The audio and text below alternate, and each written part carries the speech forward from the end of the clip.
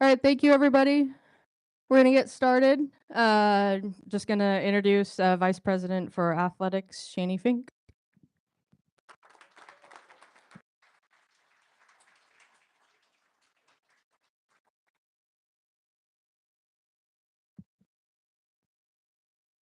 Excellent. Good afternoon, everyone. Thank you all for joining us today as Seattle University takes the opportunity to celebrate an exciting new era as a competing member of the West Coast Conference beginning in this 25-26 school year. It's a homecoming that reconnects us with a league that shares our values, our mission, and our commitment to excellence, both on and off the field. We're honored to share this moment with so many supporters, student athletes, coaches, staff, and members of the Red Hawk community. It's now my privilege to introduce someone whose leadership and vision have been instrumental in guiding the West Coast Conference forward. Please join me in welcoming West Coast Conference Commissioner Stu Jackson.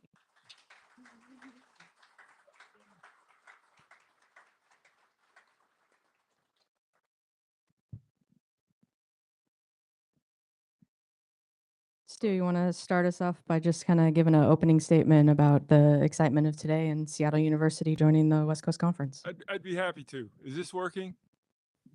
Hear me okay? Yeah, I'd be happy to. And thank you very much, Shani. I appreciate it. I'll start off by saying that Seattle U knows how to make a comeback. My role here is to welcome you back. And sincerely, we could not be more thrilled about having Seattle University compete in the West Coast Conference coming this fall. I would like to sincerely also thank President Penalvar and Shani Fink for their leadership and their faith in our conference enough that they would join the conference once again. It's been 45 years since we've all competed together, and hopefully we'll have another 45 years together doing just that. The process started, last May, and I feel in some respects that Shani has been a part of our conference since that time, having attended various meetings and weighed in on decisions with respect to the conference coming this year. You bring 13 sports, into our bailiwick. I think from a conference standpoint, one of the huge advantages, and aside from the mission and values, the reason why we were so keen on adding Seattle was you add another big DMA to our conference and a conference of large media markets. Currently the West Coast Conference has 3 of the top 13 DMAs in the country, which helps on a number of different fronts, not only what you see on television, but it has recruiting implications. It has enrollment implications. And it has the implication advantage for all of you to tell a different story than you've been telling, the past years.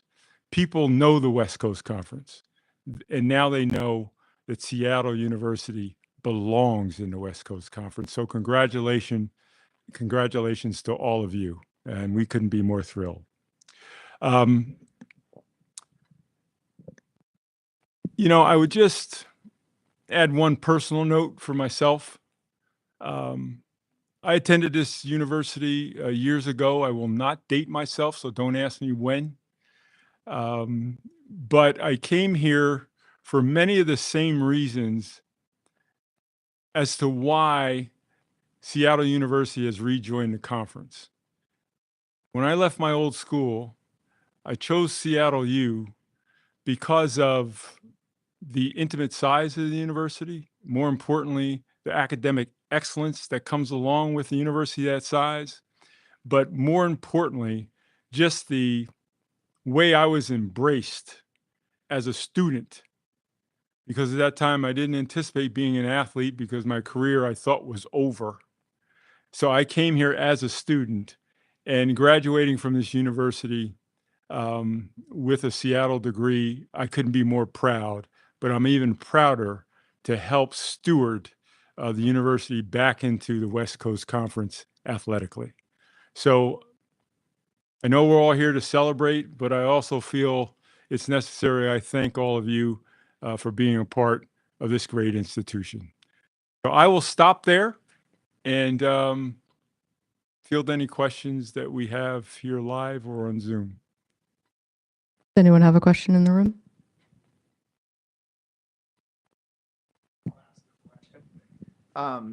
Just based on where we're looking at across the country, does expansion ever stop, or the pursuit of it, to grow the conference, just based on what's going on with the Power Fives or Power Fours, of just gobbling up more and more schools and making the mid-majors less and less important in the geographic part of college athletics?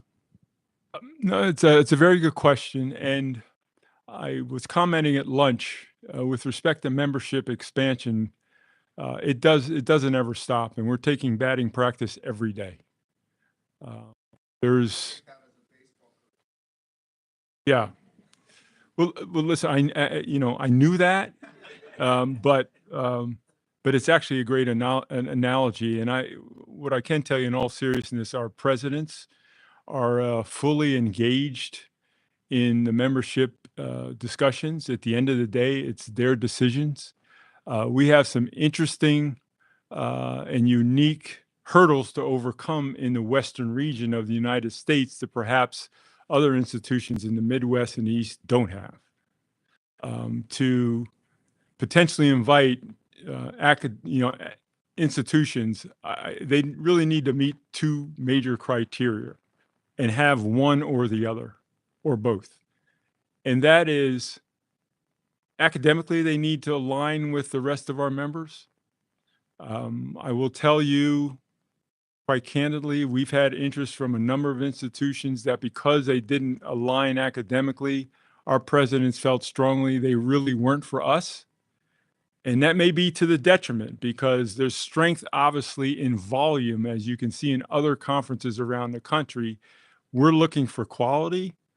We're a conference that has members that are trying to prepare for at-large bids and not automatic qualification. So that's a criteria. And so, athletic performance is key. We will be selective.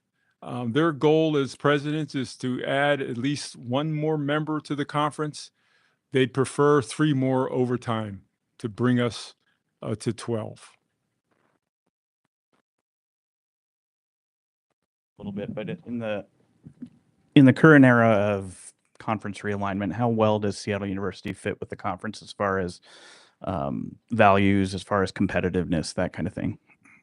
I think very well. I mean, if you look at men's soccer, you look at men's golf, you look at the basketballs, which are truly the one sport that drive our decisions in this conference, and that's okay to say, because success in men's and women's basketball, quite frankly, drives the revenue stream and will continue going forward, particularly with the implementation of the women's basketball unit. So that's key. Here, I mean, in men's basketball, they've won 20 games in 3 of the last 4 years. If you look at the men's basketball team metrically, I think they're very in line and will prove to be competitive in our conference, certainly within time. They've got an excellent coach, which is a factor, because the way that you manage programs of individual sports is key. The way that you take the resources that you have available to you and making decisions around those resources are key. That's what drives overall conference strength. And I will just share with you, and I've shared this with my presidents, we can improve our conference 2 ways. You can take one route and go out and add an institution that fits your criteria. But the better pathway is to improve each member institution top to bottom by being well managed, by making investments into the programs, which is the reality today, given the status of student athletes. But if you can do those, manage yourselves, invest, get a little bit lucky, and perform on the court, the field, the pool, wherever, I think that's better for our conference, a better pathway.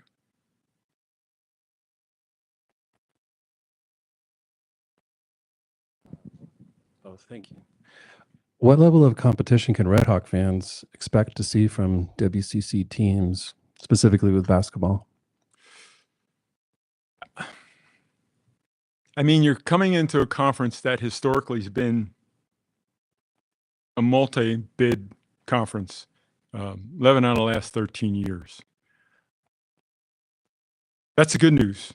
The real challenge for Seattle, at least this first year, we'll have 12 members in our conference for basketball this coming year. We had 12 members in our conference last year. The net result of that competition resulted in the WCC was the 7th ranked conference nationally, according to KenPom and Torvik. That's the highest ranking the conference has had since they began assessing that metric dating back to the late 90s. I suspect, just judging by what's occurred in this offseason from a recruiting standpoint, some successes in the transfer portal of our member institutions, some successes in recruiting freshman players, that will have a very similar year coming up in 25-26. It's fierce, you know, but that's a good thing because everyone benefits from a higher level of competition. All right. Thanks, Stu. We have a question from Zoom. Yeah, and this question is for both of you. Can you take us through the last year since joining the conference in May of 2024 and how the transition has been preparing for today for the start of competition in the West Coast Conference? Either one of you can start. Have at it, Cheney. Well, I'm happy to share. And it certainly started even before May 2024, though that is when we received the invitation. Our sights have been set on the West Coast Conference as our conference. And so from everything from the way our sport programs are set up to how we set our goals to where we allocate our resources, we have been working towards this moment. So since the invitation, certainly fine-tuning those efforts and making sure that our resources are really focused where they need to be, where we can be most competitive quickly. But then the fun parts as well, thinking about our branding, thinking about the exposure, thinking about how we connect with our alumni and our communities. One of the benefits for Seattle University is our alumni live in these markets. And so really thinking about how we can engage differently in the community has been part of our strategizing as we move forward. What she said.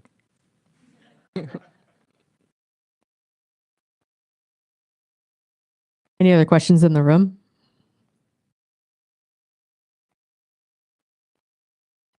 Yeah, we do have another question here on Zoom. This is specific for Shaney.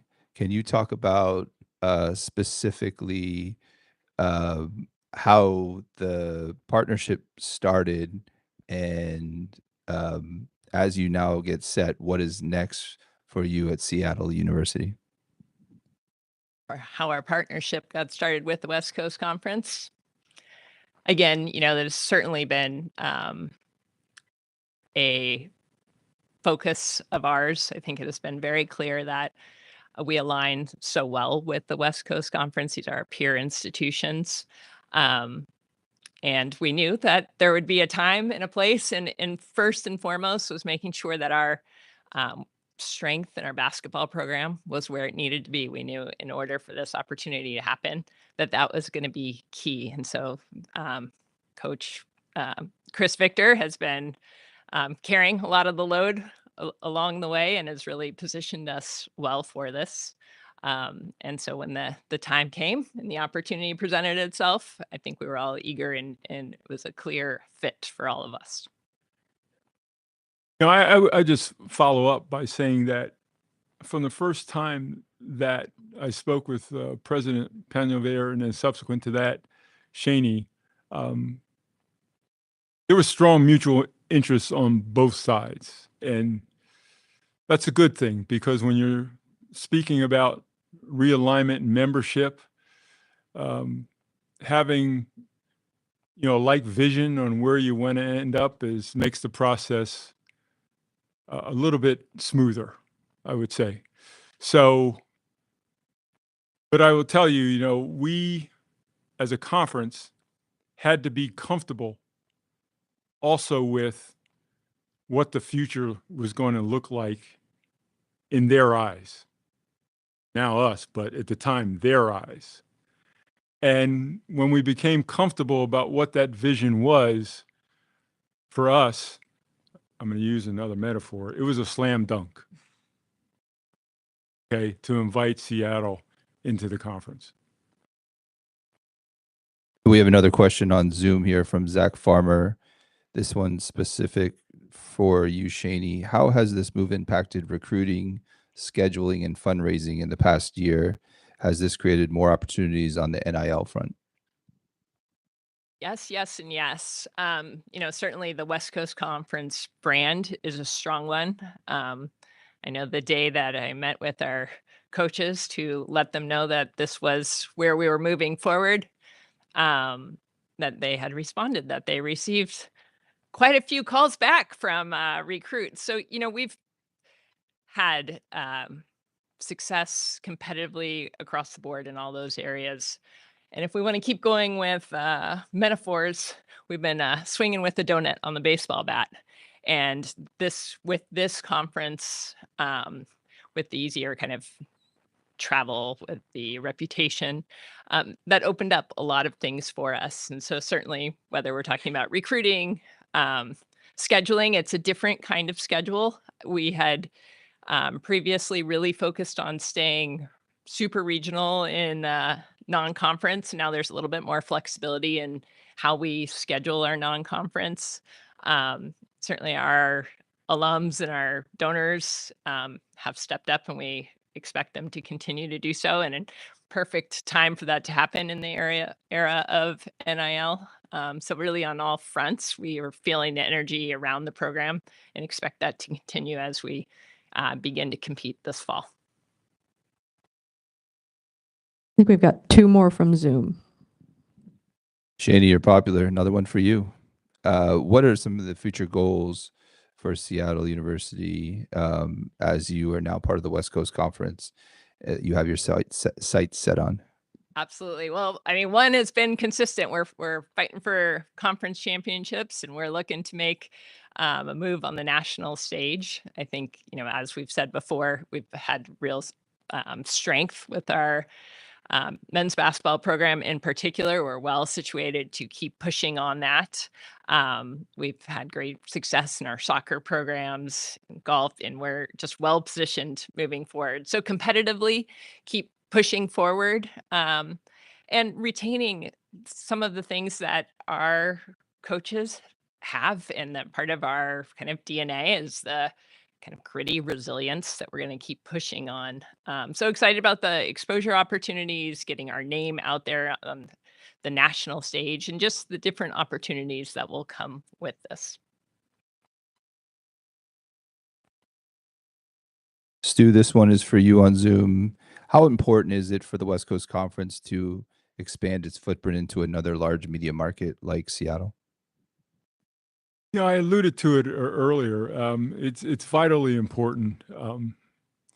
This conference is built on large markets, and when you talk about the likes of San Diego and the Los Angeles area, certainly the Bay Area, the Pacific Northwest as a whole now has added the market of Seattle. As I alluded to earlier, it just drives more interest. It does, I can tell you from a president's view, while our schools have had access into the Seattle market, actually having an institution here, it helps. It helps drive viewership. It helps drive interest, potentially from prospective students by way of enrollment. So there are a lot of real benefits to being in large markets. And, for us, we want to maintain that and maintain our regional footprint in an era where nationally people are flying all around the country, many times to the detriment of student athletes. We like going perhaps the other way and staying regional for now. And certainly all of that helps by adding Seattle U. Last question. We have another one on Zoom here. The West Coast Conference student athletes have seen a lot of success in the pro ranks, especially in the NBA. How does this success among the conference help each of the programs who compete in the league? No, it really does help. I mean, just in terms of the conference's branding. And I think what the person's referring to, I mean, for those of you that are NBA fans, we had two teams in the NBA Finals in Indiana and Oklahoma City. Oklahoma City eventually winning the championship. There were 4 WCC players across both of those teams, and 3 of them were starters. And they were from 3 separate institutions. So it indicated we're not just the Gonzaga League. We had Dukas from St. Mary's. We had Jalen Williams from Santa Clara.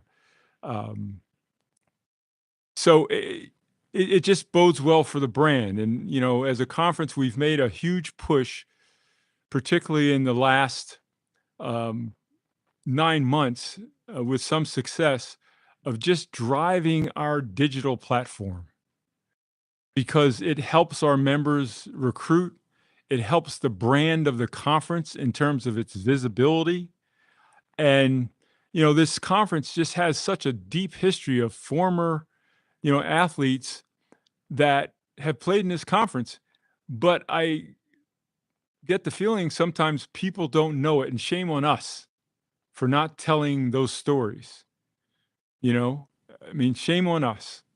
So we're trying to make a push, and actually we have a program on social media called I Played in the WCC, and it features professional athletes, both men and women, across a variety of different sports. And we found that by promoting just that piece of our strategy, it's meant a huge uptick, across our platforms, and we'll continue to push that type of program and others like it to our own success. By the way, one anecdote. This morning, that post by Seattle U of the Space Needle, did you all see it? Come on, how cool is that?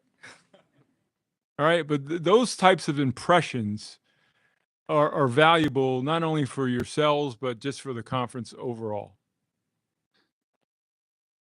All right, we are good. Thank you, Shani. Thank you, Stu. Thank you.